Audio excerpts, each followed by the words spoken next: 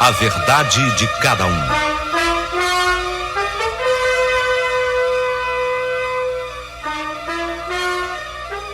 Olha, tudo preparado, tudo pronto. Uma história bem atual. Você vai amar essa história. É um tema difícil, eu já vou adiantando. É um tema difícil de abordar, de discutir. De repente detona alguns gatilhos.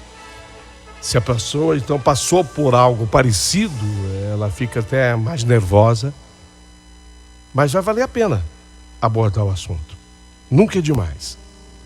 E a carta, eu repito, ela é bem atual. Mas antes de eu começá-la, queria agradecer a todos que entram pelo nosso canal.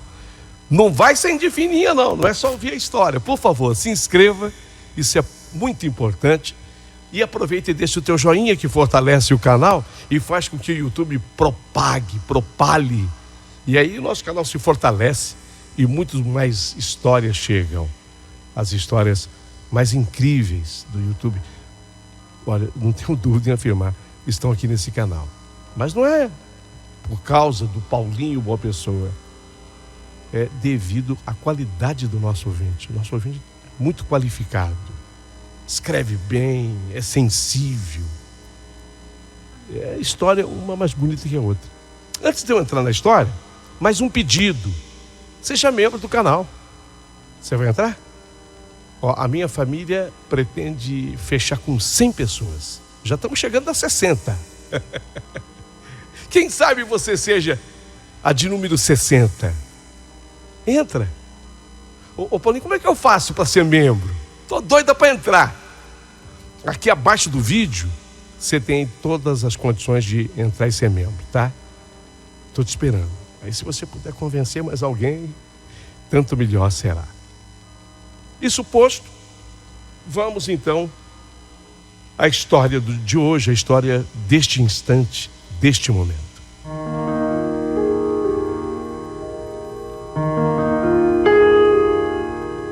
Ô Paulinho, deixa eu contar uma coisa para você. Esse noticiário todo na televisão a respeito do tema abuso contra a mulher, estupro contra a mulher, tem me feito sofrer muito porque detona em mim alguns gatilhos, sabe?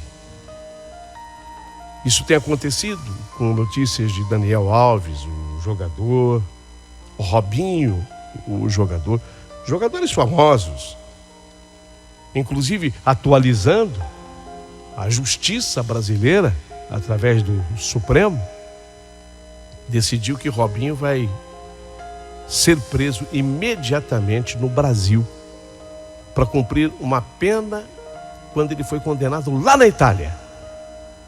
9 anos de cadeia, ele foi condenado na Itália. Aí houve uma solicitação da justiça italiana e os juízes brasileiros, na verdade, os chamados ministros, eles decidiram pela prisão do Robinho. Ainda cabe recurso. Eu tenho certeza que recursos serão usados e não estou preparada para discutir se o Robinho deve realmente ser preso no Brasil ou não. Mas para uma coisa eu estou preparada. Todo mundo que faz isso, independente de quem seja, merece cadeia. É o mínimo para a pessoa poder se conscientizar uma vez preso do erro cometido, do grande erro e do estrago que faz na vida de uma mulher. O estrago é muito grande. O tema, portanto, é muito sério. Só que da forma como eu fui abordada por isso, atingida, seria melhor essa palavra. Só que da forma como eu fui atingida por isso, foi uma coisa muito diferente de todas. E vocês vão entender que eu acabei punida 2 vezes. Eu acabei punida pela vítima e acabei punida pelo estuprador. É difícil. Como assim? Você foi atingida pela vítima e pelo estuprador? Ficou confuso para mim. Então, para que tudo se esclareça, eu peço a gentileza de você prestar atenção em tudo que eu escrevi. Difícil para mim, é um exercício duro, difícil, mas eu resolvi escrever diante de tudo que está acontecendo, para demonstrar aqui, neste momento, o quanto que estraga a vida de uma pessoa e de uma família um ato de abuso, um ato de um estupro.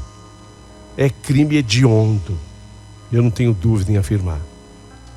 E talvez ao final da minha carta, muita gente queira opinar, para conversar um pouquinho comigo. Vamos aos fatos. Minha filha Mônica, desde pequena, sempre foi uma criança adorável, inteligentíssima. Mônica, boazinha, alegre. Olha, até bebezinho, ela não chorava. Eu até estranhava. Falei, meu Deus, que menina boazinha. Será que está tudo bem com ela? Sabe quando você acorda assim no meio da noite, para ver se está respirando? Sempre foi assim, da paz, alegre, brincalhona, espontânea e, repito, inteligentíssima. A vida sempre foi muito dura para mim e também para o meu esposo, para o meu marido. Sempre trabalhamos na roça. Como é que é? Na roça. Isso mesmo que vocês estão ouvindo. E saímos muito cedo de casa com os nossos outros 2 filhos mais velhos, o Luiz e o Fábio. Íamos para o campo. A Mônica, com apenas 7 aninhos de idade, ela ficava em casa e cuidava de tudo direitinho. Uma menina prodígio. Ela sabia, sabe, da limpeza da casa. 7 anos. Eu exigia? Não. Ela espontaneamente gostava de fazer. Precisava ser feito. E ela espontaneamente adorava fazer. Cuidava de tudo, como se fosse, sei lá, uma mulher pronta, feita. Capricho, um carinho. Deixava tudo arrumadinho. Até de roupa ela sabia cuidar. Eu pedia? Não. Mas muitas vezes ela passava a roupa, sabia passar a roupa, que é uma das tarefas mais odiadas pelas mulheres. Pergunte à mulher que está ouvindo. Na verdade, eu saía para trabalhar, mas mesmo assim eu sabia que Mônica era uma menina, e apesar de menina, inteligentíssima e responsável.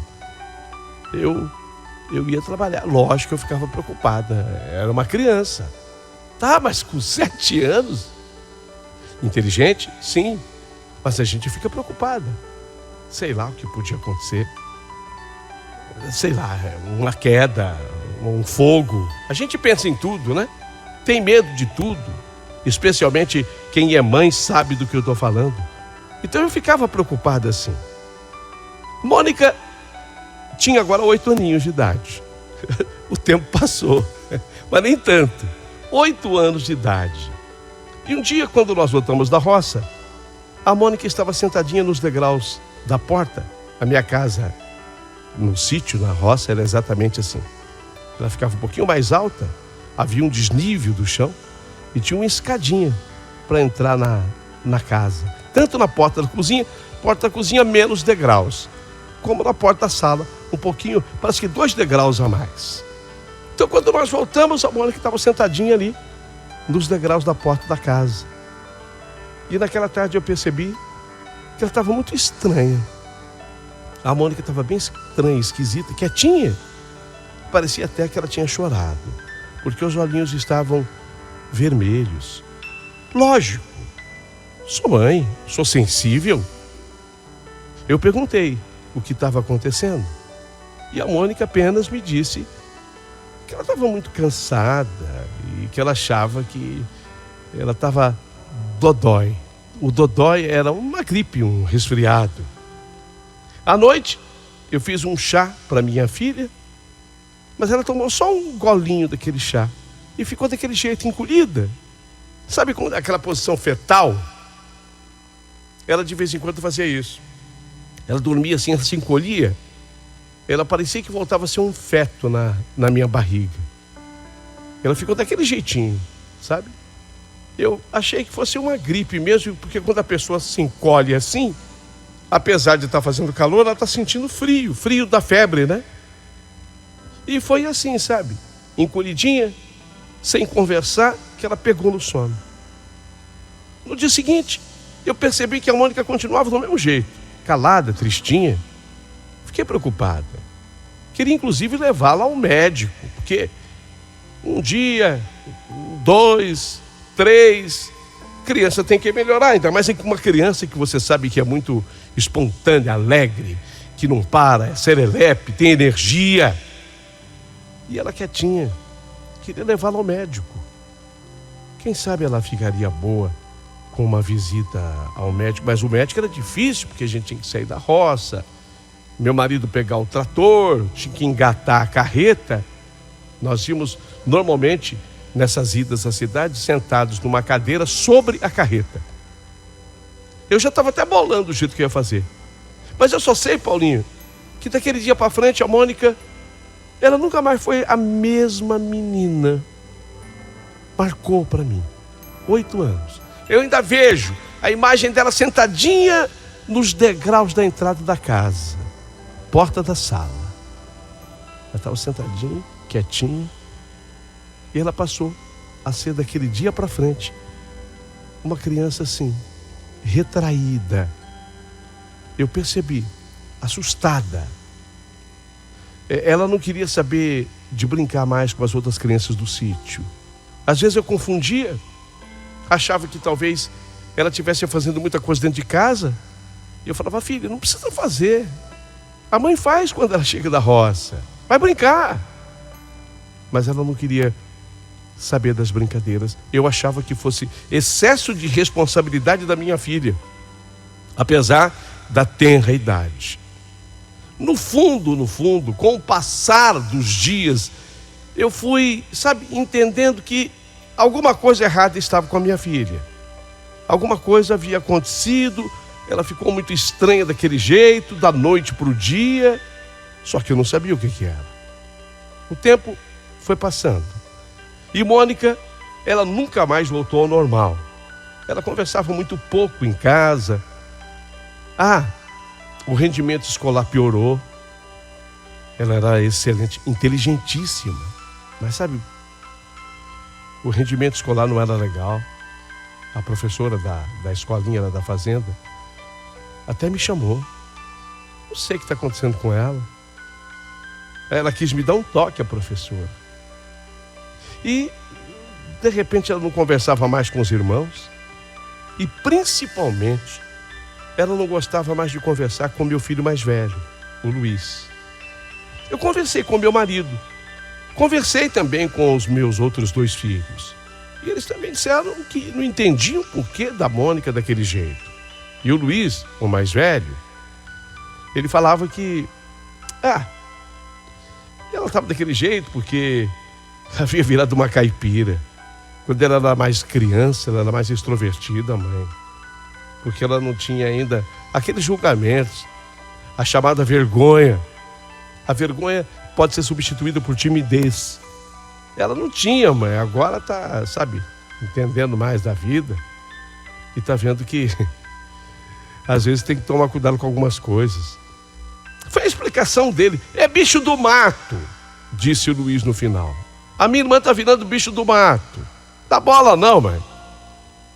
Bom, Paulinho, o tempo correu e a Mônica estava agora com 17 anos. Não era mais 7, nem 8. Aos 17, uma garota simplesmente linda, mas daquele mesmo jeito, calada e retraída. Isso tudo mudou aos 8. Retraída. Na escola, vários rapazes começavam a paquerar a Mônica, porém, ela não dava bola para nenhum, não queria saber de namoro com ninguém. até para facilitar as coisas, eu e meu esposo deixamos a vida no sítio e nos mudamos para a cidade, porque a gente reconhecia o sacrifício que era para ela ir do sítio à cidade, para poder acompanhar os estudos. E ela já estava no chamado secundário do colégio, é o colegial. Um dia, eu resolvi ter uma conversa franca com a minha filha, justamente sobre namoro.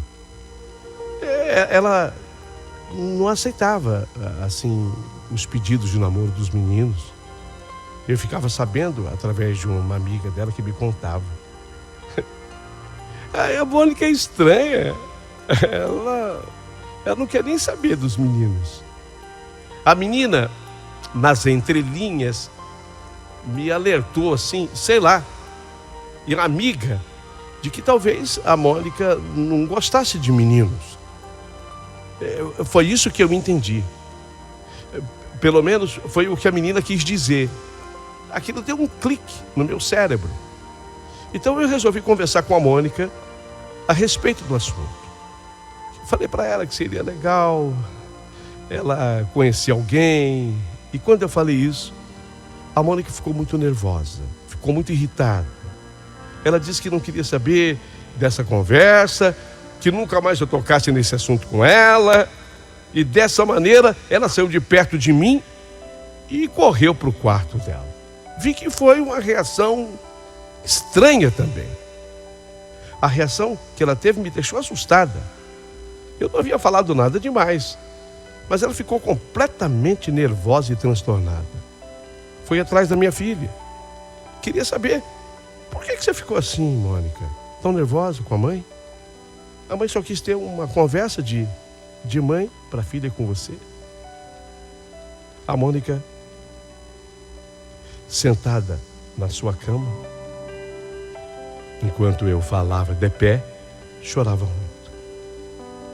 Nesse dia, olhando para minha filha, sentada na cama, eu me lembrei dela, aos 8 anos, sentada no degrau da entrada da porta. Eu vi a mesma cena, só que agora ela estava com quase 18, 17. Sentada na cama, quando eu olhei aquela cena, eu me lembrei da menininha de 8, sentada à porta de casa. E foi a partir daquele dia que ela mudou. Então eu senti que eu deveria ter uma abordagem mais calma com ela, bem tranquila, o máximo que eu pudesse. Meu filho, você sabe que a mãe te ama muito, né, filho? Você pode se abrir com a mãe. Olha, do jeito que você está sentadinho aqui, nessa cama, eu te vi do mesmo jeitinho, na entrada da casa, lá do sítio, nos degraus da sala. Você tinha 8 anos. E com a mesma tristeza que você está agora. E foi a partir daquele dia que foi tão marcante para mim, que eu vi que você mudou. Você era outra menina. Você era tão alegre, brincalhona. E você simplesmente, daquele dia para frente, mudou. E continua mudada, filha. A mãe quer ser sua amiga. Quando eu quis falar para você dos rapazes que te acham bonita, que querem namorar com você, você agiu dessa forma. Pode se abrir com a mãe. Sabe, a mãe é caipira, a mãe é da roça. Mas sabe, a mãe tem cabeça para entender tudo. Se você não gostar dos rapazes, a mãe vai saber entender. Você não vê que todo mundo... Eu estava conversando com a Leninha, sua amiga, ela veio aqui em casa. Ela está namorando, né? Então, a Leninha estava me contando que tem uns 3, 4 que gostam de você. E você não quer nem saber. Vê seus irmãos bem encaminhados na vida, né? Cada um com sua mulher. quando eu falei dos irmãos, ela caiu num choro desesperado. Ela que já estava triste, sentada na cama, ela caiu num choro sem fim e desesperado. E o meu instinto de mãe ligou a palavra irmão, irmãos, à dor e ao sofrimento da Mônica. Mas eu precisei praticamente implorar para a Mônica me falar. Qual é o problema? Quando eu falei dos seus irmãos, eu notei que você começou a chorar mais. Você quer me falar alguma coisa, Mônica? Se você gosta de meninas, a mãe vai procurar entender. Vai fazer segredo. Seu pai talvez ainda não esteja preparado, mas a mãe está. Mas parece que, quando eu falei dos seus irmãos, você se desesperou mais. Ela olhou para mim e me deu a certeza de que falaria. Mas o que ela ia falar era tão grave e sério que ela me fez prometer que se ela contasse para mim o que estava vendo, que eu teria que realmente guardar segredo para o resto da vida. Eu tinha certeza, a mais absoluta certeza, que a minha filha ia falar que ela gostava de meninas e não de meninos, de rapazes. Tinha certeza. Lógico. Filha, confia em mim. Eu prometo para você segredo eterno. E foi em prantos que a Mônica começou a me contar. Mãe, essa cena que a senhora lembrou de quando eu tinha 8 anos, que eu estava sentado ali na porta de casa, nos degraus. Eu até demonstrei que estava doente. A senhora achou que eu estava gripada, fez até chá para mim. A senhora lembra direito, né? Lógico. Me lembro, sim. Fui eu até que abordei esse assunto com você ao te ver sentada aqui. Foi... Eu sei, filha. Foi a partir daquele dia que você mudou completamente o seu jeito. Então, mãe, acontece que naquele dia, o Luiz, meu irmão, ele apareceu em casa um pouco antes do almoço para pegar as moringas com água fresca para a senhora e para o pai. E quando ele chegou em casa, ele me puxou pelo braço até o sofá e mandou ficar quieta. E começou a tirar a minha roupa, falando que se eu falasse alguma coisa para alguém, ele ia me jogar dentro do poço para eu morrer afogado. Ele me machucou muito naquele dia. Meu irmão, o Luiz, me machucou, sabe? Ele também ficou sem roupa. Ele fez um monte de coisa comigo que eu não sabia o que era, mãe. Que eu não entendia. Eu só sei que doeu muito, muito, muito, muito.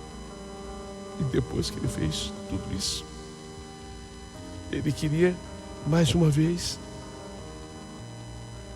E falou, repetindo quando terminou, se eu falasse alguma coisa, que eu ia parar no fundo do poço. E isso continuou acontecendo, mãe. Até que eu fiz 14 anos. Pois aí, eu já tinha tamanho e força para me defender. Então, eu não admitia que ele encostasse mais em mim.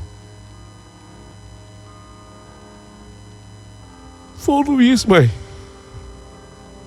O meu meu irmão mais velho.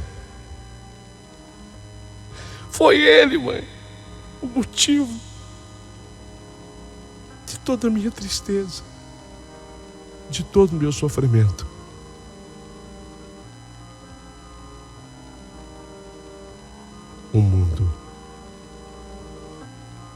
O mundo inteiro desabou sobre a minha cabeça. Eu não posso desejar isso a nenhuma mãe. É muita dor, é muito sofrimento. Se olhar para tua filha como vítima e o seu filho como o algoz, o seu filho como monstro e a sua filha como vítima. Não tem coisa pior. Não tem. Luiz, ele é 7 anos mais velho que a Mônica. Quando ele fez isso com ela pela primeira vez, ele estava com seus quase 16. Já sabia muito bem o que ele estava fazendo. Lógico que sabia. Nossa, meu amigo, eu fiquei... Como é que eu vou dizer como eu fiquei? Estarrecida é pouco. Arrasada é pouco. Destruída, eu sei lá. Fiquei em pedaços com aquilo tudo que a minha filha me confessava. E fiquei imaginando o que ela sofreu durante esse tempo todo. Até 14 anos. Então foram quase 7 anos de abusos. Do meu filho, o mais velho, com a irmã, a Mônica. E agora? Eu queria que aquilo fosse um pesadelo terrível. Mas eu queria acordar. Só que eu não acordava. Por que eu não acordava? Porque aquilo era realidade. Aquilo era de verdade. A Mônica ainda me disse que era por isso que ela não queria saber de namorar com ninguém. Pois qual é o homem que naquela época iria querer se casar com uma mulher que não fosse mais pura? Eu fiquei numa situação muito delicada. A minha vontade imediata era abrir toda a verdade para o meu marido, porém eu tinha cabeça e entendia que se eu fizesse aquilo, eu estaria assinando a sentença da morte do meu filho e condenando o meu marido à cadeia. Porque o meu marido é um homem bruto, é um homem da roça, bom, trabalhador, honesto, mas bruto, porque a vida ensinou ele a ser assim. Se eu conto aquilo naquele instante para ele, seria a atitude dele. Então, que atitude tomar?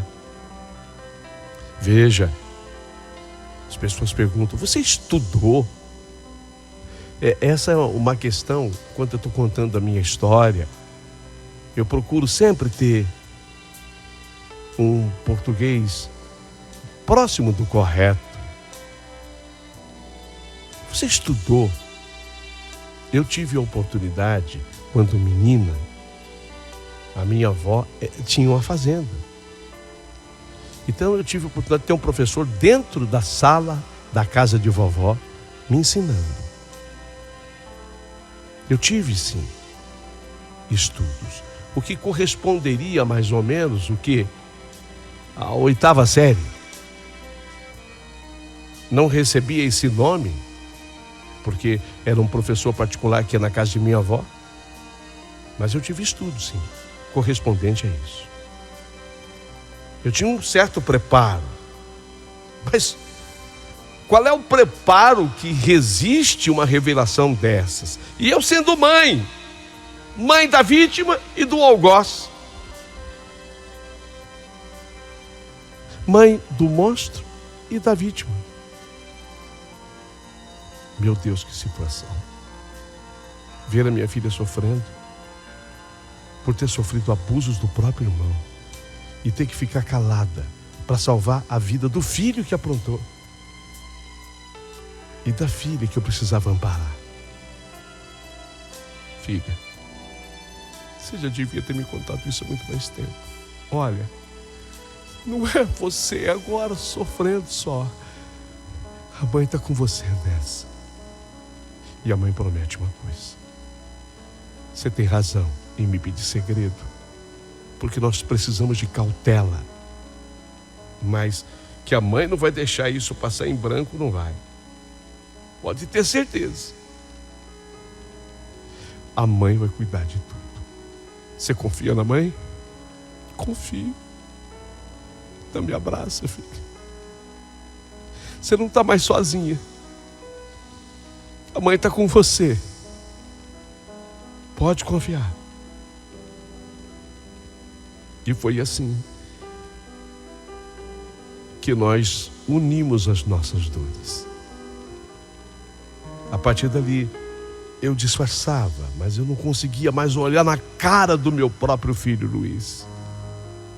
E depois de um mês que minha filha havia me revelado a verdade,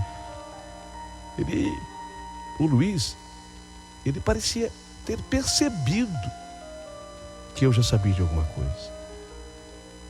Então, ele veio com uma conversa, queria ir embora para a capital de São Paulo, tentar a vida. Meu marido foi contra. Fica aqui, Luiz. O sítio é nosso.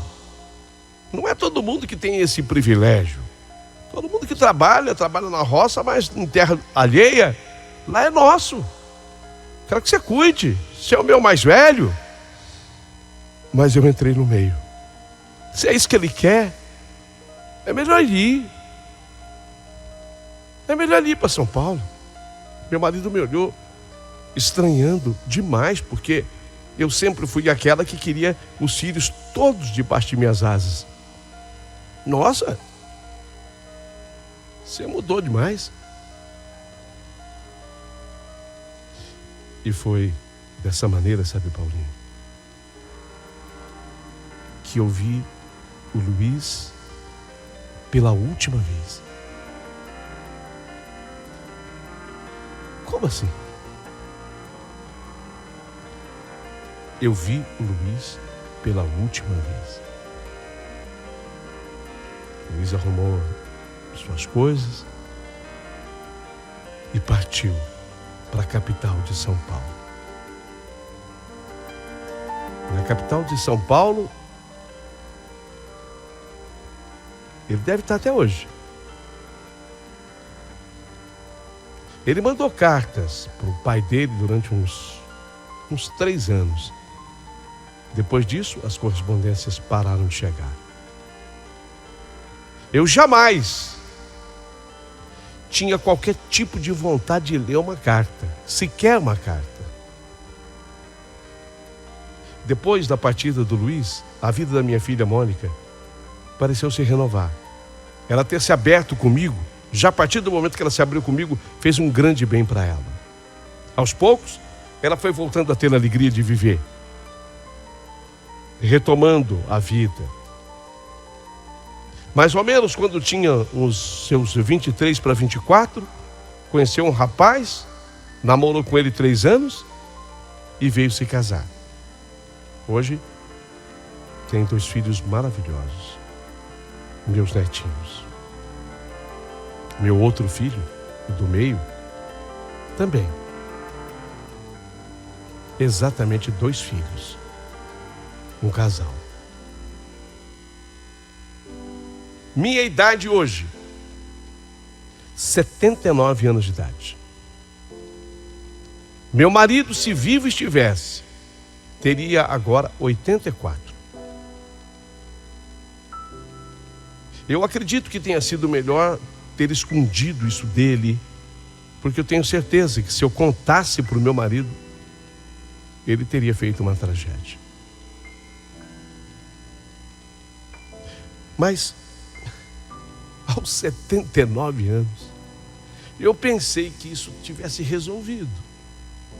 Assim, minha filha ou uma senhora, muito bem sucedida com o marido. Ela estava em casa num domingo, quando começou uma reportagem na TV sobre Robinho. E quando eu olhei para ela, ela estava chorando. Eu olhei para minha filha, ela estava chorando. E ela olhou para mim, eu estava chorando também, porque nós sabíamos o porquê. E eu senti que, apesar do tempo, dos anos, muitos anos, aquilo ainda feria, machucava. E vai ser assim até o dia que ela morrer. Porque vai ser para mim assim também até o dia que eu morrer. E nesse dia, nesse domingo, agora recente, foi que eu pensei: será que eu fiz certo? Mas o mundo era tão diferente de hoje. O mundo era tão diferente de hoje. Porque se fosse hoje, por favor, eu sei que vocês que opinam aqui no canal, às vezes há pessoas muito conscientes que se colocam no contexto. Se colocar no contexto é levar em conta o tempo que se vive tudo isso. Eu vivi tudo isso ao lado da minha filha faz muito tempo. Muitos anos. Mas se fosse hoje, como o mundo mudou, eu teria, junto com a minha filha, procurado a polícia. Eu teria. Porque eu acho que meu filho, apesar de ser meu filho, ele mereceria ser preso. Não sei quanto tempo. Isso é com a justiça. Eu ouço falar que o Robinho parece que foi um condenado na Itália há 9 anos. Eu não sei quanto tempo. Mas se ele tivesse pagado na justiça, talvez eu tivesse o meu filho de volta. Nós poderíamos perdoá-lo ou não. Mas observem, eu perdi o meu filho. É como se ele tivesse morrido. Vivemos no mesmo lugar que sempre vivemos. Eu, minha filha e o outro filho. E ele sumiu. Faço questão de procurar? Nunca fiz. Nem a minha filha. E nem o meu outro filho, que também já sabe de tudo. O meu filho do meio também acha que é melhor deixar isso quieto, como está. Eu sei que hoje, ainda que houvesse qualquer denúncia, não haveria qualquer punição, porque crimes prescrevem. Não se trata disso. Se trata de dizer que eu teria hoje tomado uma outra atitude. Não teria falado com meu marido, mas teria procurado um delegado de polícia e contado para ele tintim por tintim conforme aconteceu. A minha filha, ela diz assim: mas o delegado poderia alegar que ele era menor de idade, mãe, quando começou. Mas continuou depois que atingiu a maioridade. Ele já tinha 21 para 22 anos quando ainda fazia com ela o que ele fazia.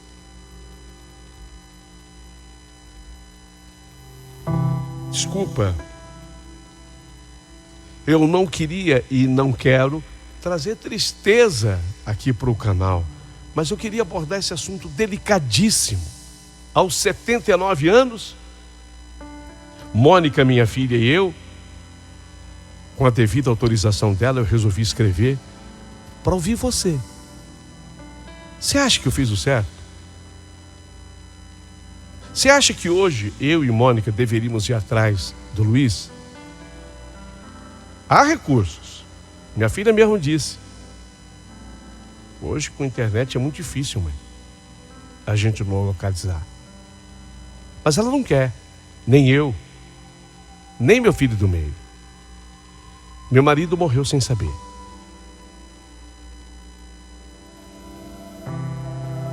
Vou ficar esperando a sua opinião a partir de agora.